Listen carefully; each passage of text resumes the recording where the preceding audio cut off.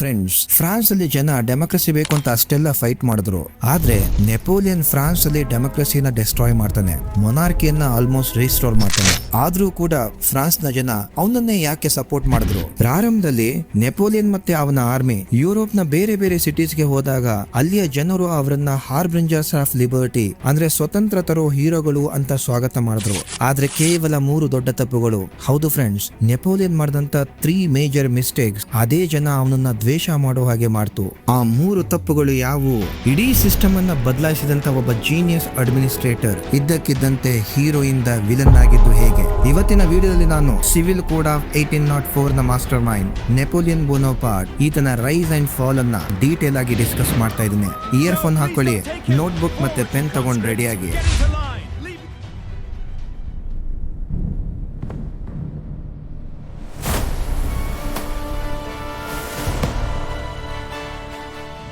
ನೋಡಿ friends, Napoleon ಸುಮ್ನೆ ಪವರ್ಗೋಸ್ಕರ rule ಮಾಡ್ಲಿಲ್ಲ. ಅವನ್ಗೆ ಇಡೀ ಸಿಸ್ಟಮ್ ಅನ್ನ ರ್ಯಾಷನಲ್ ಅಂಡ್ ಎಫಿಷಿಯಂಟ್ ಮಾಡಬೇಕು ಅನ್ನುವಂತ ಆಸೆ ಇತ್ತು. ಇದಕ್ಕಾಗಿ ಅವನು ಹಲವಾರು ಚೇಂಜಸ್ ನ ತರ್ತಾನೆ. ಹಿಸ್ಟ್ರಿಯಲ್ಲಿ ಈ ಚೇಂಜಸ್ ಗಳನ್ನ Napoleonic code or civil code of 1804 ಅಂತಾನೆ ಕರೀತಾರೆ. ಈ ಚೇಂಜಸ್ ಎಷ್ಟು ಪವರ್ಫುಲ್ ಆಗಿತ್ತು ಅಂದ್ರೆ ಇವತ್ತಿಗೂ ಮಾಡರ್ನ್ ಯುರೋಪ್ ನೇಷನ್ಸ್ ಈ ರೂಲ್ಸ್ ನ ಫಾಲೋ ಮಾಡ್ತವೆ. ಹಾಗಾದ್ರೆ ಆತ ತಂದಂತ ಚೇಂಜಸ್ ಗಳೇನು? ಬನ್ನಿ ಒಂದೊಂದಾಗಿ ನೋಡೋಣ.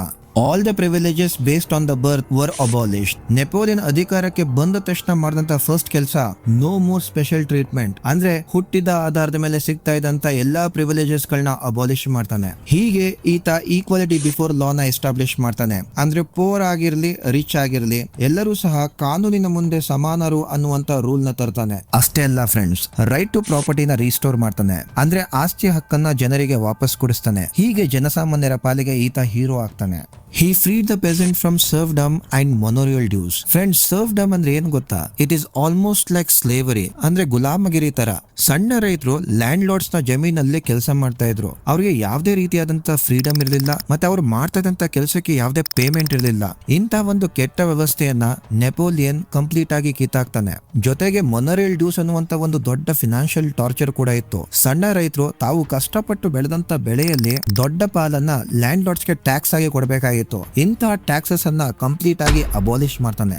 Final and most important, he ಅಬಾಲಿಷ್ಡ್ feudal system. Feudal system ಅಂದ್ರೆ ನಮ್ಮ ಇಂಡಿಯಾದಲ್ಲಿ ಇದ್ದಂತ ಜಮೀನ್ದಾರಿ ಪದ್ಧತಿ ತರ ಇದನ್ನ ಕಂಪ್ಲೀಟ್ ಆಗಿ ಅಬಾಲಿಷ್ ಮಾಡ್ತಾನೆ. ಹೀಗೆ ಬಡವರಿಗೆ ಮತ್ತೆ ರೈತರಿಗೆ ನೆಮ್ಮದಿಯಾಗಿ ಇಂಡಿಪೆಂಡೆಂಟ್ ಆಗಿ ಬದುಕುವಂತ ಅವಕಾಶವನ್ನ ಮಾಡಿಕೊಡ್ತಾನೆ. ಹೀಗೆ ಆ ಕಾಲದಲ್ಲಿ ಬಡವರಿಗೆ ಮತ್ತೆ ರೈತರಿಗೆ ನೆಪೋಲಿಯನ್ ಕೇವಲ ಒಬ್ಬ ಎಂಪರರ್ ಆಗಿ ಕಾಣಲಿಲ್ಲ, ಬದಲಾಗಿ ಆತ ಒಬ್ಬ ಹೀರೋ ಆಗಿ ಕಾಣಿಸ್ಕೊತಾನೆ. ಬರೀ ಪಾಲಿಟಿಕ್ಸ್ ಅಷ್ಟೇ ಅಲ್ಲ ಫ್ರೆಂಡ್ಸ್, ನೆಪೋಲಿಯನ್ಗೆ ಸಖತ್ ಬಿಸ್ನೆಸ್ ಮೈಂಡ್ ಕೂಡ ಇತ್ತು.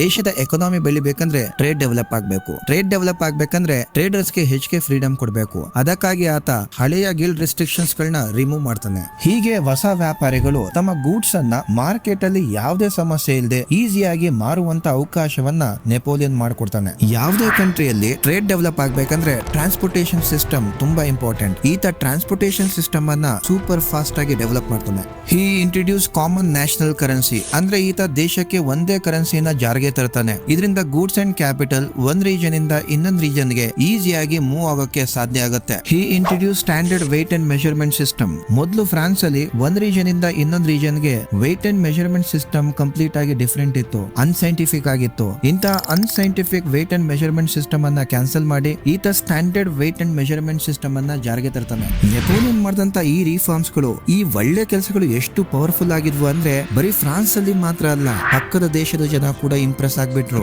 ನೀವೇ ಯೋಚನೆ ಮಾಡಿ, ಸ್ವಿಟ್ಜರ್ಲ್ಯಾಂಡ್, ಹಾಲೆಂಡ್ ಅಂತ ದೇಶಗಳಲ್ಲಿ, ಹಾಗೆ ಬ್ರುಸೆಲ್ಸ್, ಮಿಲನ್ ಮತ್ತೆ ವರ್ಸಾನಂತ ದೊಡ್ಡ ದೊಡ್ಡ ಸಿಟಿಗಳಲ್ಲಿ ಜನ ಏನ್ ಮಾಡಿದ್ರು ಗೊತ್ತಾ?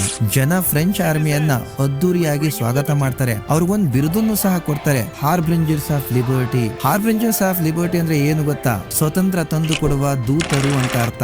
ಅಲ್ಲಿಯ ಜನ ನೆಪೋಲಿಯನ್ ಮತ್ತೆ ಅವನ ಆರ್ಮಿಯನ್ನ ನೋಡಿ ದಯವಿಟ್ಟು ಬನ್ನಿ, ನಮ್ಮ ದೇಶಕ್ಕೂ ಬನ್ನಿ, ನಮ್ಮನ್ನು ಈ ಹಳೆ ಕನ್ಸರ್ವೇಟಿವ್ ಸಿಸ್ಟಮ್ ಇಂದ ಕಾಪಾಡಿ ಅಂತ ಬೇಡ್ಕೊಳ್ಳಕ್ಕೆ ಶುರು ಮಾಡ್ತಾರೆ. ಅಷ್ಟು ಕ್ರೇಜ್ ಇತ್ತು ನೆಪೋಲಿಯನ್ಗೆ ಆ ಟೈಮಲ್ಲಿ. ಆದ್ರೆ ಫ್ರೆಂಡ್ಸ್, ಈ ಸಂಭ್ರಮ ಹೆಚ್ಚು ದಿನ ಇರಲಿಲ್ಲ. ಜನರಿಗೆ ತುಂಬಾ ಬೇಗನೆ ಒಂದು ರಿಯಾಲಿಟಿ ಅರ್ಥ ಆಗತ್ತೆ. ಅಲ್ಲಿ ಆಗಿದ್ದೇನೆಂದ್ರೆ ನೆಪೋಲಿಯನ್ ತಂದಂತಹ ಹೊಸ ಅಡ್ಮಿನಿಸ್ಟ್ರೇಟಿವ್ ಅರೇಂಜ್ಮೆಂಟ್, ಅಂದ್ರೆ ಆತ ತಂದಂತಹ ರಿಫಾರ್ಮ್ಸ್ ಜನರಿಗೆ ಒಂದು ಈಸಿ ಲೈಫ್ ಕೊಡ್ತು ನಿಜ, ಆದ್ರೆ ಅವರಿಗೆ ಪೊಲಿಟಿಕಲ್ ಫ್ರೀಡಮ್ ಅನ್ನ ಕೊಡ್ಲಿಲ್ಲ. ಇದರಿಂದ ಏನಾಯ್ತು ಅಂದ್ರೆ ಜನರ ಇನಿಷಿಯಲ್ ಎಂಥೂಸಿಯಾಸಮ್ ಅಂದ್ರೆ ಪ್ರಾರಂಭದಲ್ಲಿದ್ದಂತ ಉತ್ಸಾಹ ಅದು ಮೆಲ್ಲಗೆ ಹಾಸ್ಟಿಲಿಟಿ ಅಂದ್ರೆ ದ್ವೇಷಕ್ಕೆ ಬದಲಾಗಕ್ಕೆ ಶುರು ಆಯ್ತು. ಇದನ್ನ ಡಿಸ್ಕ್ರೈಬ್ ಮಾಡಕ್ಕೆ ನಿಮ್ಮ ಟೆಕ್ಸ್ಟ್ ಬುಕ್ ಅಲ್ಲಿ ಒಂದು ಲೈನ್ ಕೊಟ್ಟಿದ್ದಾರೆ. The new administrative arrangement brought by Napoleon did not go hand in hand with the political freedom of people. ಇದು ತುಂಬಾ ಇಂಪಾರ್ಟೆಂಟ್ ಸ್ಟೇಟ್ಮೆಂಟ್, ಯಾಕಂದ್ರೆ ಈ ಸ್ಟೇಟ್ಮೆಂಟ್ ಅನ್ನ ಕೊಟ್ಟು ಜಸ್ಟಿಫೈ ದ ಸ್ಟೇಟ್ಮೆಂಟ್ ಅಂತ ಕ್ವಶನ್ಸ್ ನ ತುಂಬಾ ಸತಿ CBSE ಬೋರ್ಡ್ ಎಕ್ಸಾಮ್ ಅಲ್ಲಿ ಕೇಳಲಾಗಿದೆ. ನಾವು let's move to most important part of the story. ನಾನು ವಿಡಿಯೋ ಸ್ಟಾರ್ಟಿಂಗ್ ಅಲ್ಲಿ ಹೇಳಿದ್ನಲ್ವಾ, ನೆಪೋಲಿಯನ್ ಮಾಡಿದಂತ 3 ಮೇಜರ್ ಮಿಸ್ಟೇಕ್ಸ್ ಗಳಿಂದ ಆತ ಇಡೀ ಯುರೋಪ್ ನ ಜನರ ಪಾಲಿಗೆ ವಿಲನ್ ಆಗ್ತಾನೆ. ಆತ ಮಾಡಿದಂತ ಆ 3 ಮೇಜರ್ ಮಿಸ್ಟೇಕ್ಸ್ ಗಳೇನು ಗೊತ್ತಾ? ಫಸ್ಟ್ ಮಿಸ್ಟೇಕ್, ಹಿ ಇನ್ಕ್ರೀಸ್ ಟ್ಯಾಕ್ಸೇಷನ್. ನೋಡಿ, ನೆಪೋಲಿಯನ್ಗೆ ಯುರೋಪ್ ನಲ್ಲಿದ್ದಂತ ಎಲ್ಲಾ ದೇಶಗಳನ್ನ ಯುದ್ಧ ಮಾಡಿ ಗೆಲ್ಬೇಕು ಅನ್ನುವಂತ ಹುಚ್ಚು ಆಸೆ ಇತ್ತು. ಆದ್ರೆ ಯುದ್ಧ ಮಾಡೋಕೆ ಭಾರಿ ಮೊತ್ತದ ದುಡ್ಡು ಬೇಕಾಗಿತ್ತು. ಆ ದುಡ್ಡನ್ನ ಎಲ್ಲಿಂದ ತರೋದು? ಅದಕ್ಕೋಸ್ಕರ ಆತ ಸಾಮಾನ್ಯ ಜನರ ಮೇಲೆ ಟ್ಯಾಕ್ಸ್ ಹಾಕ್ದ. ಟ್ಯಾಕ್ಸೇಷನ್ ಜಾಸ್ತಿ ಆಗಿದ್ರಿಂದ ಜನರಿಗೆ ಅದು ವಿಪರೀತ ಹೊರೆ ಆಯಿತು. Second mistake, he imposed strict censorship. ಅಂದ್ರೆ there was no freedom of expression and opposition. ಡೆಮೋಕ್ರಸಿಯಲ್ಲಿ ಸರ್ಕಾರದ ವಿರುದ್ಧ ಮಾತಾಡಬಹುದು, ಸರ್ಕಾರವನ್ನ ಆಪೋಸ್ ಮಾಡಬಹುದು. ಆದ್ರೆ ನೆಪೋಲಿಯನಿಕ್ ರೂಲ್ ಅಲ್ಲಿ ಚಾನ್ಸೇ ಇಲ್ಲ. ನ್ಯೂಸ್ ಪೇಪರ್, ಬುಕ್ಸ್, ಸಾಂಗ್ ಎಲ್ಲಾ ರೈಟಿಂಗ್ ಮಟೀರಿಯಲ್ಸ್ ಮೇಲೆ ಈತನ ಕಂಟ್ರೋಲ್ ಇತ್ತು. ಅವನ ವಿರುದ್ಧ ಯಾರು ಮಾತಾಡುವಂತಿಲ್ಲ, ಯಾರು ಬರೆಯುವಂತಿಲ್ಲ, ಯಾರು ಆಪೋಸ್ ಮಾಡುವಂತಿಲ್ಲ. ಯಾರಾದ್ರೂ ಆಪೋಸ್ ಮಾಡ್ತಾ ಇದ್ರೆ ಅವರಿಗೆ ಸಿವಿಯರ್ ಪನಿಷ್ಮೆಂಟ್ ನ ಕೊಡ್ಲಾಗ್ತಾ ಇತ್ತು. Third and most important mistake is forced conscription. ನೆಪೋಲಿಯನ್ಗೆ ಇಡೀ ಯುರೋಪ್ ನ ಗೆಲ್ಬೇಕು ಅನ್ನುವಂತ ಆಸೆ ಇತ್ತು. ಅದಕ್ಕೆ ಲ್ಯಾಕ್ಸ್ ಆಫ್ ಸೋಲ್ಜರ್ಸ್ ಗಳ ಅವಶ್ಯಕತೆ ಇತ್ತು. ಹಾಗಾಗಿ ಆತ ಏನ್ ಮಾಡ್ದ ಗೊತ್ತಾ? ಹಳ್ಳಿಗೆ ಹೋಗಿ ಯೂತ್ಸ್ ಮತ್ತೆ ಪೆಸೆಂಟ್ಸ್ ನ ಅವ್ರಿಗೆ ಇಷ್ಟ ಇಲ್ಲದೆ ಇದ್ರು ಬಲವಂತವಾಗಿ ಆರ್ಮಿಗೆ ಸೇರಿಸ್ಕೊಳ್ಳಕ್ಕೆ ಶುರು ಮಾಡ್ತಾನೆ. ಇದನ್ನೇ ಫೋರ್ಸ್ಡ್ ಕನ್ಸ್ಕ್ರಿಪ್ಷನ್ ಅಂತ ಕರೀತಾರೆ. ನೀವೇ ಯೋಚನೆ ಮಾಡಿ, ತಮ್ಮ ಮಕ್ಕಳನ್ನ ಬಲವಂತವಾಗಿ ಯುದ್ಧಕ್ಕೆ ಕಳಿಸ್ತಾ ಇದ್ರೆ ಯಾವ ತಂದೆ ತಾಯಿಗೆ ಕೋಪ ಬರಲ್ಲ ಹೇಳಿ? ಫ್ರೆಂಡ್ಸ್, ಕಾನ್ಸೆಪ್ಟ್ ಏನೋ ಅರ್ಥ ಆಯ್ತು. ಆದ್ರೆ ಬೋರ್ಡ್ ಎಕ್ಸಾಮ್ ಅಲ್ಲಿ explain the provisions of the Civil Code of 1804 or the Napoleonic Code, describe the economic and administrative reforms introduced by Napoleon to improve trade. Why did the initial enthusiasm of the people turn into hostility towards Napoleon? The administrative arrangements brought by Napoleon did not go hand in hand with the political freedom of people. Justify the statement. ಈ ರೀತಿಯಾಗಿ 3 marks ಮತ್ತೆ 5 marks ಗೆ board exam ಅಲ್ಲಿ repeated ಆಗಿ ಈ concept ಇಂದ questions ನ ಕೇಳಲಾಗಿದೆ. ಆದ್ರೆ ಬೋರ್ಡ್ ಎಕ್ಸಾಮ್ ಅಲ್ಲಿ ನೀವು ಸುಮ್ನೆ ಕತೆ ಬರೆದ್ರೆ ಮಾರ್ಕ್ಸ್ ಸಿಗಲ್ಲ. ಎಕ್ಸಾಮಿನರ್ ನಿಮ್ಮ ಪೇಪರ್ ಅಲ್ಲಿ ಹುಡುಕೋದು ಬರೀ ಕೀವರ್ಡ್ಸ್ ನ ಮಾತ್ರ. ಈ ಟಾಪಿಕ್ ರಿಲೇಟೆಡ್ ಕೀವರ್ಡ್ಸ್ ಗಳನ್ನ ಟೆಕ್ಸ್ಟ್ ಬುಕ್ ಅಲ್ಲಿ ಹುಡುಕಿ ನೋಟ್ಸ್ ನ ಪ್ರಿಪೇರ್ ಮಾಡುವಂತದ್ದು ಟೈಮ್ ಕನ್ಸ್ಯೂಮಿಂಗ್ ಪ್ರಾಸೆಸ್. ನಿಮ್ಮ ಟೈಮ್ ಸೇವ್ ಮಾಡೋಕ್ಕೋಸ್ಕರ ಟೆಕ್ಸ್ಟ್ ಬುಕ್ ನ ಪ್ರತಿಯೊಂದು ಪ್ಯಾರಾಗ್ರಾಫ್ ನ ಸ್ಕ್ಯಾನ್ ಮಾಡಿ ಸ್ಟ್ರಕ್ಚರ್ ಬುಲೆಟಿನ್ ಪಾಯಿಂಟ್ ನೋಟ್ಸ್ ಅನ್ನ ರೆಡಿ ಮಾಡಿದ್ದೇನೆ. ಈ ನೋಟ್ಸ್ ನ ಲಿಂಕ್ ಅನ್ನ ಪಿನ್ ಕಮೆಂಟ್ ಮತ್ತೆ ಡಿಸ್ಕ್ರಿಪ್ಷನ್ ಅಲ್ಲಿ ಕೊಟ್ಟಿದ್ದೀನಿ, ಡೌನ್ಲೋಡ್ ಮಾಡ್ಕೊಳ್ಳಿ. ಸೊ ಫ್ರೆಂಡ್ಸ್, ನೆಪೋಲಿಯನ್ ತಂದಂತಹ ಸಿವಿಲ್ ಕೋಡ್ ಆಫ್ 1804 ಫ್ರಾನ್ಸ್ ನ ಡೆವಲಪ್ ಮಾಡ್ತು ನಿಜ, ಆದ್ರೆ ಅವನ ಅಧಿಕಾರದ ದಾಹ ಅವನನ್ನೇ ಮುಳುಗಿಸ್ತು. ಹಿಸ್ಟ್ರಿಯಲ್ಲಿ ನೆಪೋಲಿಯನ್ ಒಬ್ಬ ಗ್ರೇಟ್ ಅಡ್ಮಿನಿಸ್ಟ್ರೇಟರ್, ಆದ್ರೆ ಪರ್ಫೆಕ್ಟ್ ರೂಲರ್ ಖಂಡಿತ ಅಲ್ಲ. ನೀವೇನಾದ್ರೂ ಆ ಕಾಲದ ಫ್ರಾನ್ಸ್ ಅಲ್ಲಿ ಇರ್ತಾ ಇದ್ರೆ ನೆಪೋಲಿಯನ್ ನ ಸಪೋರ್ಟ್ ಮಾಡ್ತಾ ಇದ್ರಾ ಅಥವಾ ಆಪೋಸ್ ಮಾಡ್ತಾ ಇದ್ರಾ? ನಿಮ್ಮ ಒಪಿನಿಯನ್ ನ ಕಮೆಂಟ್ ಸೆಕ್ಷನ್ ಅಲ್ಲಿ ಖಂಡಿತ ತಿಳಿಸಿ. ನನ್ನ ಈ ಹಾರ್ಡ್ ವರ್ಕ್ ಮತ್ತೆ ಡೆಡಿಕೇಶನ್ ನಿಮ್ಗೆ ಇಷ್ಟ ಆಗಿದ್ರೆ ಈ ವಿಡಿಯೋನ ಲೈಕ್ ಮಾಡಿ, ಪರೀಕ್ಷಾ ಸಾಧನ ಚಾನೆಲ್ ನ ಸಬ್ಸ್ಕ್ರೈಬ್ ಆಗಿ, ಮತ್ತೆ ನಿಮ್ಮ ಎಲ್ಲಾ ಸ್ಕೂಲ್ ಗ್ರೂಪ್ ಗಳಿಗೆ ಈ ವಿಡಿಯೋನ ಶೇರ್ ಮಾಡಿ. ಸಿಗೋಣ ನೆಕ್ಸ್ಟ್ ವಿಡಿಯೋ ಕ್ಲಾಸ್ ಅಲ್ಲಿ. Till then, keep learning, keep rocking. ಜೈ ಹಿಂದ್.